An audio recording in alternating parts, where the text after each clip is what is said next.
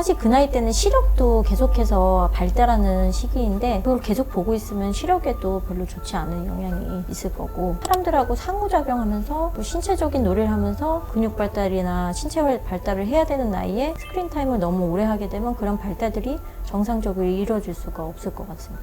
예를 들면 쇼츠 같은 걸 많이 보는 경우에는 오랫동안 집중을 할 수가 없는 뇌로 변해서 약간 팝콘 브레인처럼 변하기 때문에 그런 중독의 문제도 생길 수가 있다고 생각이 되어집니다. 뭔가 아기가 이렇게 집중하면서 보는 네. 게 집중력이 오히려 더 안 좋을 수 있는 것 같아요. 네, 맞습니다. 안녕하세요. 저는 호산여성병원 서아청소년과 원장 최혜원이라고 합니다. 우리 애가 ADHD인 것 같은 라는 판단이 들면 부모가 뭘 먼저 해야 할까요? 혹시 그게 나이대별로 좀 달라질까요? 일단은 만 3세, 4세인데 얘가 산만한 것 같다. 그러면은 사실 조금 지켜볼 수 있는 나이인 것 같아요. 그 나이 때는 원래 산만할 수 있고 조금 집중력이 떨어질 수 있고, 특히나 이제 약간 허용적으로 자란 아이들하고 구분이 잘 안 될 수 있거든요. 간단하게 얘기하면 오냐오냐 하면서 큰 애들, 딱 그 나이 때 그런 모습을 보일 수 있어요. 그래서 오냐오냐 하면서 자라기 때문에 잘 기다릴지 모르고 자기 원하는 대로 고집 피우고 자기 순서 못 기다리고 남의 말 잘 안 듣고 떼쓰고 고집 피우고 이런 모습을 보일 수 있기 때문에 그런 애들하고 그 나이 때는 구분이 조금 잘 필요할 것 같고, 그런 어린 나이에는 사실 어떤 학교 생활을 하거나 그런 게 아니기 때문에 사실 어떤 부정적인 피드백을 이제 크게 외부에서 받지는 않을 거거든요. 그래서 그런 경우에 이제 엄마가 조금 이제 관찰하시면서 아이의 생활에 좀 문제가 된다. 그러면은 전문가랑 상담을 해보시면 될 것 같고, 애가 만 6세 정도가 됐는데도 그런 만 4세 때와 같이 떼쓰고 고집 부리고 타협 없고 자기 조절 안 되는 그런 모습을 보이면 그때는 이제 한번 검사를 받아보시는 게 좋을 것 같습니다. 그런 검사들이 비싸요? 보통 요즘은 엄마들이 지능 검사랑 부모 검사 이런 것들이랑 다 종합적으로 하시더라고요. 풀배터리 검사들을 많이 하시는데 병원에 따라 다르겠지만 대략 한 30만 원에서 50만 원 사이로 하는 것 같아요. 근데 이제 딱 주의력 검사만 하면 그렇게까지는 많이 안 나오거든요. 그러면 혹시 내 애가 ADHD면 부모가 어떤 태도여야 할까요? 그거를 확실하게 아셔야 돼요. ADHD 애들은 이게 뇌의 변화 때문에 생기는 특성이기 때문에 자기가 조절할 수가 없어요, 스스로. 그렇기 때문에 약물 치료를 하는 거고, 자기가 스스로 조절하는 거는 거의 뭐 가능하지 않은 수준에 가깝습니다. 그래서 자꾸 혼내고 이러는 게 아이한테 아무 효과가 없어요. 엄마가 말하는데 자꾸 끼어드니, 왜 자꾸 생각 없이 행동하니, 이런 것들을 아이를 비난하고 자꾸 혼내고 하는 것들이 아이한테 굉장히 자기 자신에 대한 부정적인 자아, 그런 것만 심어주게 되고 자존감만 떨어뜨리게 되고, 그 ADHD 행동들이 좋아지지가 않아요. 아무리 혼을 내도. 뇌 질환이기 때문에 혼을 낸다고 좋아지는 게 아닙니다. 그래서 그거를 확실하게 인지하고 계시면 아이의 행동에 대해서 좀 더 이해하고 도와주려고 노력하는 그런 자세가 되게 중요할 것 같아요. 그럼 반대로 칭찬을 했을 때 좋아져요?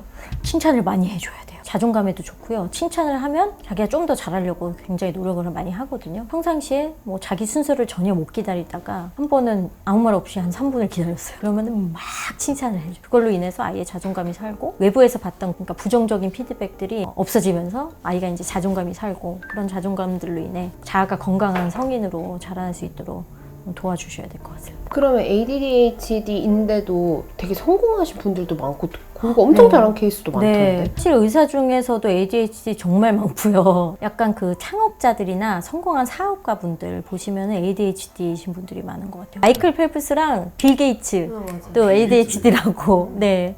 확실히 좀 더 창의적이고 약간 도전 정신 있고 진취하는 그런 성향이 확실히 있는 것 같아요. 그래서 성인 돼서 성공하는 경우가 굉장히 많습니다. 만약에 이제 어릴 때 그런 부정적인 피드백이나 자존감에 문제만 겪지 않게 잘만 조절해 주시고 잘 키워 주신다면 커서 확실히 좀 성공할 가능성이 높겠죠. 진짜예요? 네. 나 그냥 힘주려고 하시는 얘기 아니고요? 아니에요. 그러니까 ADHD는 자기가 좋아하는 일에 몰입을 엄청나게 해요. 그래서 그거에 대한 창의적인 생각들을 엄청나게 뿜어내고, 자기가 이제 별로 관심 없어 하고 하기 싫은 거에는 뭐 하는 게 너무 괴로운데 자기가 좋아하는 거에는 집중력이 진짜 어마어마하게 발휘돼서 뭐 나쁜 것만으로라고는 할 수는 없을 것 같습니다. 그리고 이제 저희가 만 6세부터 보통 약물 치료를 한다 그랬잖아요. 치료의 1번은 보통 이제 신경 자극제인 메티페니데이트 계통의 약들이거든요. 작용 시간에 따라서 여러 가지 약들이 있을 수 있는데 조금 길게 작용하는 뭐 콘서타라든지 조금 중간 작용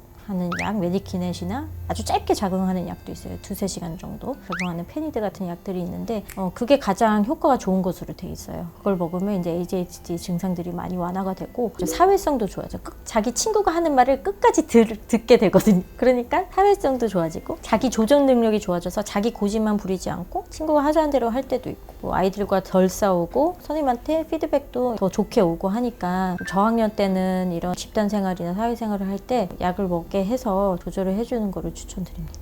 보통은 이제 아이가 집단 생활을 시작하는 그런 초등학교 1학년 경부터 먹기 시작해서 한 2년에서 3년 정도 먹고 나면은 이제 약을 끊을 수 있는 아이들이 많이 있거든요. 하지만 이제 끊지 못하고 좀 계속 먹는 친구들도 있고요. 근데 이제 메티페니데이트 같은 경우는 아까 잠깐 말했듯이 부작용으로 이제 식욕저하라든지 불면증 이런 것들이 있을 수 있고 처음 먹었을 때는 초기에는 약간 복통이나 울렁증 같은 것도 있을 수 있고요. 길게 보면은 심혈관계 부작용, 예를 들면 혈압이 오른다든지 심박수가 오른다든지 그리고 틱이 악화되는 그런 증상 그런 것들이 있을 수 있기 때문에 이런 부작용들이 잘 조절이 되지 않으면 두 번째 다른 약을 먹게 되거든요. 아토목세틴 계통의 스트라테라 같은 약들로 바꿔서 먹게 되는데 스트라테라 같은 경우에는 이제 식욕이라든지 이런 거에 영향은 별로 없고 틱을 악화시키는 증상도 없어요. 근데 약간 효과는 메티베이드 계통보다는 조금 떨어지는 걸로 돼 있기는 해요. 약물 조절하는 거는 소아정신과 선생님하고 잘 상의하셔서 하시면 될 것 같습니다. 증상이 더 심한 경우에 약을 더 많이 더 오래 먹고 이런 거랑 관계없어요? 증상이 심하다고 약을 더 먹는 건 아니고요. 약에 대한 반응이 아이들마다 좀 달라서 적은 용량으로 그 증상이 잘 조절되는 친구가 있고 용량을 많이 먹어야 조절이 되는 친구는 있을 수 있습니다. 메티페니데이트라는 약이 사실 이게 신경 자극제잖아요. 각성제예요. 전두엽을 확 깨어나게 하는 그런 약이기 때문에 이걸 먹으면 갑자기 집중이 엄청 잘 되고 각성이 돼요. 이게 ADHD가 있는 아이들 같은 경우는 도파민이 떨어져 있기 때문에 이 도파민을 올려주는 각성제를 먹으면 주의 집중이 잘 됐는데 이제 이게 ADHD가 없는 아이들도 공부 잘하는 약으로 알려져 있어가지고 약간 남용을 하는 사태가 대치동에서 벌어지고 있다고 해요.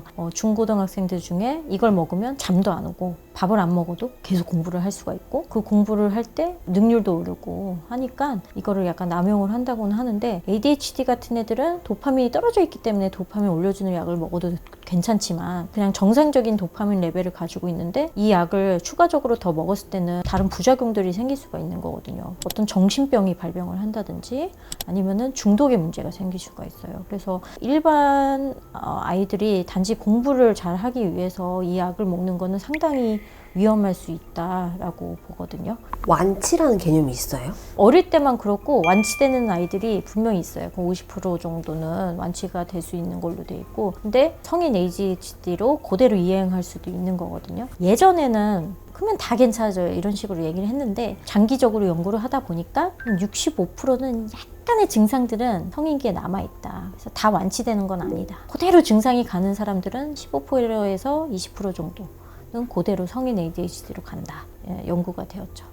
네. ADHD 아이를 키우는 거는 정말 힘든 일일 거예요. 아마 혼낸다고 되는 일도 아니고 그렇다고 옆에서 보기에 애기는 너무 산만하고 아나무인이고 고집세고 이러니까 공격적인 모습을 보일 때도 있고 친구들하고 싸울 때도 많고 이러니까 사실 부모님이 제일 힘드실 거거든요. 진짜 참을 인자를 새기시면서 아이에게 어떤 긍정적인 피드백 칭찬 많이 해주시고 약물 치료 필요하면 꼭 받으셔서 아이가 추후에 건강한 성인으로 자라는데 도움이 됐으면 합니다.